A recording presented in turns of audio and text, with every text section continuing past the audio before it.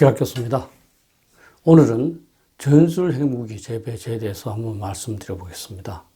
북한이 핵무기를 포기할 생각이 전혀 없음이 드러나고 있자 그에 대한 대응책으로서 도처에서 냉전시대에 미국이 했던 것처럼 미국의 전술 핵무기를 한반도에 배치해서 핵 균형을 달성해야 한다는 그런 제안이 많이 있습니다. 저도 그러한 제안에 찬성하면서도 과거에 토의했던 것과 같은 전술 핵무기 재배치라는 논의로는 조금 미흡하다는 차원에서 한번 말씀드리고자 합니다. 전술 핵무기 재배치와 관련된 최근 사례를 보면 지난 5월 7일 한미클럽에서 유종하, 임성준, 윤병세, 천영우 등 4사람의 전 외교안보 수석들은 북핵에 대한 해결책으로서 미 전술 핵무기 재배치를 요구했습니다. 얼마 전에 국책연구원인 한국국방연구원의 어느 연구원도 저위력 전술 핵무기를 중심으로 하는 미 핵무기의 전진 배치 필요성을 피력하기도 했습니다. 나아가 지난 4월 13일 미 랜드 연구소와 한국 아산정책연구원 간의 북핵 위협 토론에서 전술 핵무기 재배치가 유력한 대안으로 제시되기도 했습니다.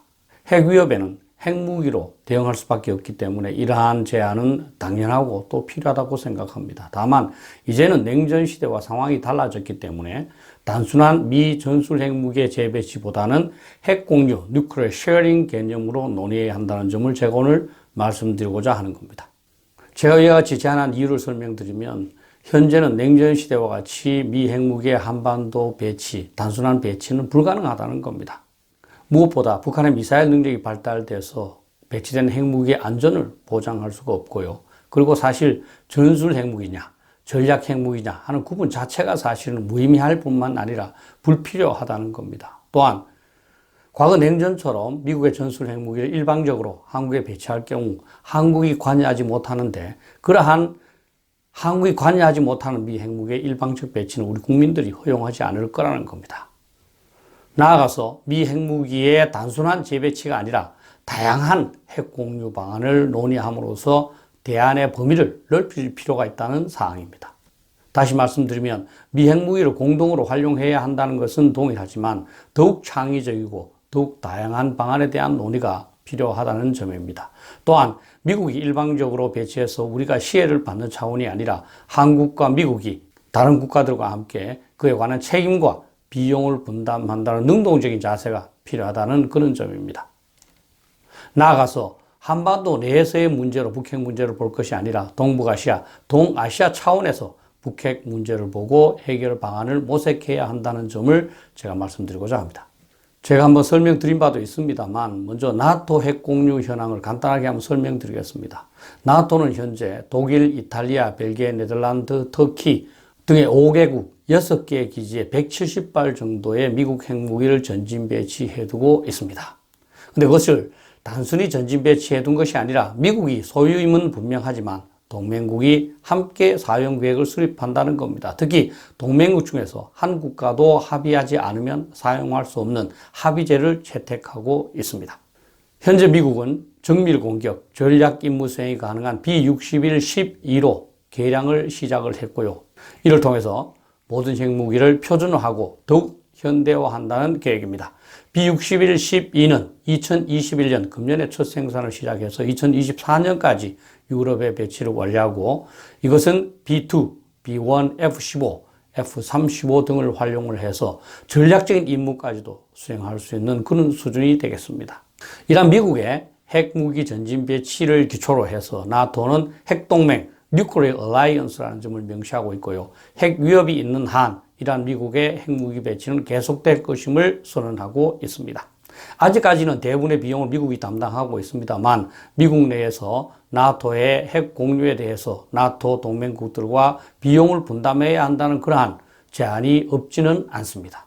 제가 사실은 이 내용에 대해서 지난해에 논문을 발표한 게 있습니다.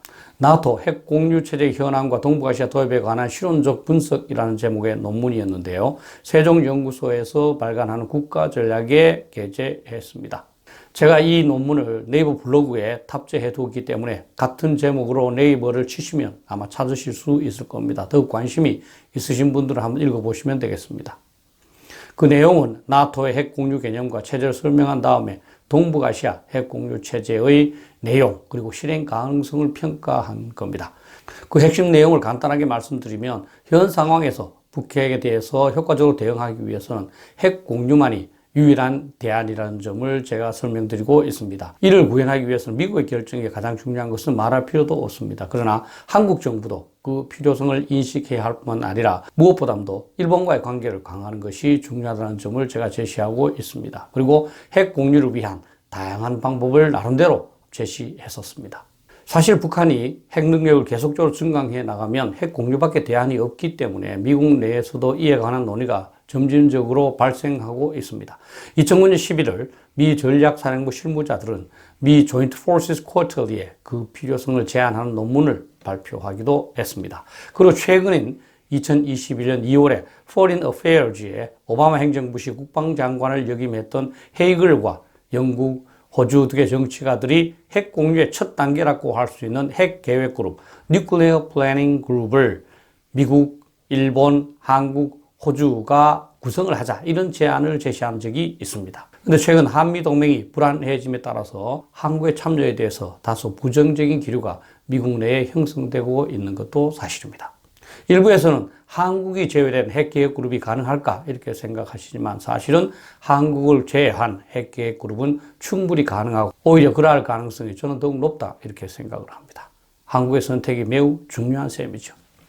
제 나름대로 제시한 바는 이 핵 공유를 단계적으로 강화해 난 것이 한국의 입장에서는 최선이라는 겁니다. 이에 관해서는 중국과 러시아를 비롯한 다른 국가들의 반대도 매우 크리라고 생각을 합니다. 동시에 국내에서도 이에 대한 저항이 클 것입니다. 따라서 이러한 것들을 최소화하면서도 나름대로 북한과의 핵 균형을 도모하기 위한 다양하면서도 창의적인 방법 모색이 필요하다는 것입니다. 첫 번째 단계는 헤이글 장관이 말한 것처럼 핵계획 그룹을 창설하는 겁니다. 이를 통해서 북한이 핵 공격을 가할 경우에 어떻게 보복할 것인가에 대한 입장과 정책과 계획을 공동으로 협의 및 작성해야 한다는 겁니다. 북한의 핵 위협이 더욱 극심해지면 저는 미 잠수함을 공유하는 방안이 가장 현실적이고 실질적이라고 생각을 합니다.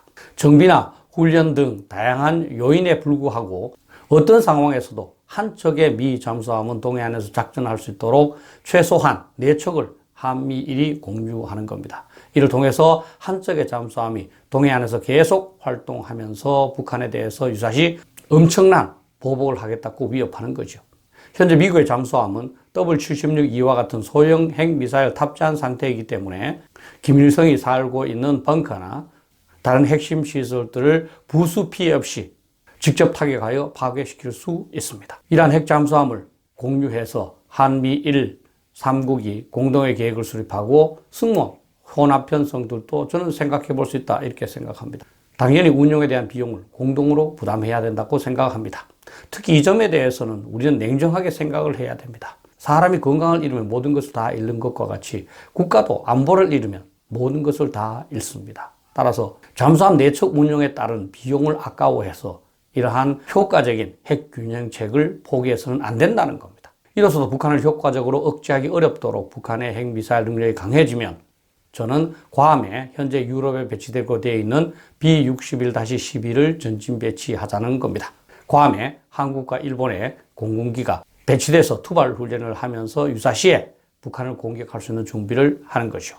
북한 공격을 위한 핵탄두를 장착한 중거리 미사일을 괌에 배치하는 것도 하나의 방안이고 이 두 가지는 동시에 추진되어야 한다고 생각을 합니다.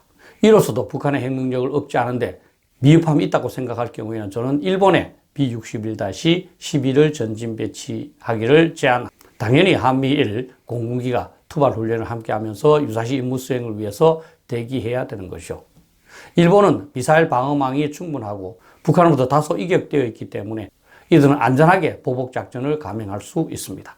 그리고 북한의 공격 가능성이 더욱 높아지면 한국의 소형 핵무기를 배치해서 북한의 기습 공격 시 사용한다는 겁니다. 이러한 소형 핵무기가 북한의 후속제대를 일거에 파괴시킬 경우에 북한이 일부 돌파하더라도 한미연합군은 금방 회복할 수 있을 겁니다. 당연히 한국과 미국은 중국과 러시아의 반대도 유념을 하고 나름대로 해결해 나가야 합니다. 그러나 기본적으로는 이들의 반대에 크게 개의치 않는다는 자세를 갖는 것이 중요합니다. 핵 공유를 통한 핵 균형은 한국의 국가와 국민을 지키기 위한 자위권의 차원이기 때문에 다른 나라의 입장을 들을 필요도 없고 들어서도 안 된다는 거죠. 그럼에도 불구하고 이들은 워낙 강대국이고 국제사회에서 영향력이 크기 때문에 제가 앞에서 말씀드린 바와 같이 핵계획그룹을 창설하거나 잠수함을 공유하는 등으로 이들이 적게 반대하는 방안부터 서서히 점진적으로 강화하자는 거죠. 이들의 반대에 대해서 우리가 제시할 수 있는 논리는 너무나 명확합니다. 우리의 핵 공유를 하지 말라고 말할 것이 아니라 북한의 핵무기를 폐기시켜야 된다는 거죠. 북한만 핵무기를 갖지 않으면 우리가 핵 공유를 추진한 이유가 없다는 겁니다. 더욱 중요한 것은 한미일 3국이 공고하게 단결하는 겁니다. 우리가 단결되어 있으면 이들은 아무리 반대해 봐야 소용없다고 생각해서 반대하지 않을 뿐만 아니라 북한의 핵무기 폐기를 종용할 겁니다. 일부에서는 아마 중국과 러시아의 반대를 가급적이면 수용하자고 할 겁니다. 그런데 한번 생각해 보십시오. 우리가 사드에 대한 중국의 반대를 상당히 수렴하고자 노력을 했습니다. 그래서 그 결과는 뭡니까? 중국은 계속적으로 한국을 압박하고 있을 뿐입니다.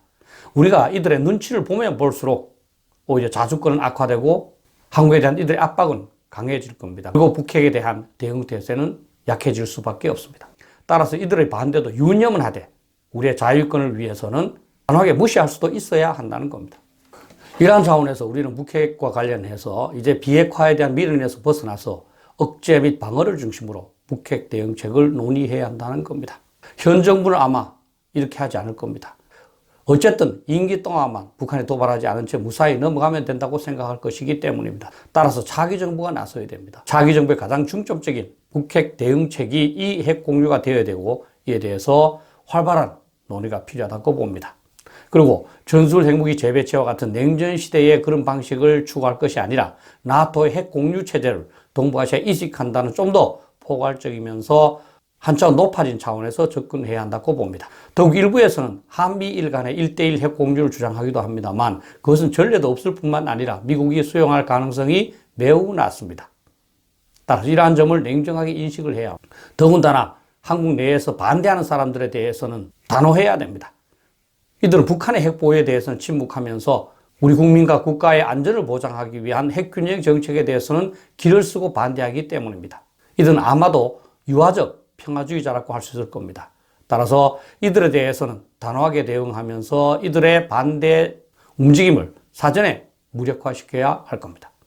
더욱 우리가 자세를 바꿀 필요가 있는 사항은 비용 분담에 관한 태도입니다. 우리가 G20에 속한 국가이면서도 자주성을 그렇게 강조하면서도 비용을 분담하지 않겠다는 것은 아직도 식민지 시대의 사고방식에 젖어 있는 겁니다. 어떤 대안의 선택에 따른 비용과 책임을 공유하겠다는 자세야말로 자주적인 국가의 태도입니다. 그래야 자유권도 보장된다고 봅니다.